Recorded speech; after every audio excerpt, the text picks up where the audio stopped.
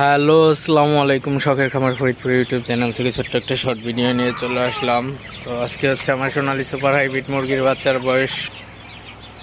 বয়স হচ্ছে 35 দিন। তো 35 দিনের আপডেট আপনাদের সাথে শেয়ার করব।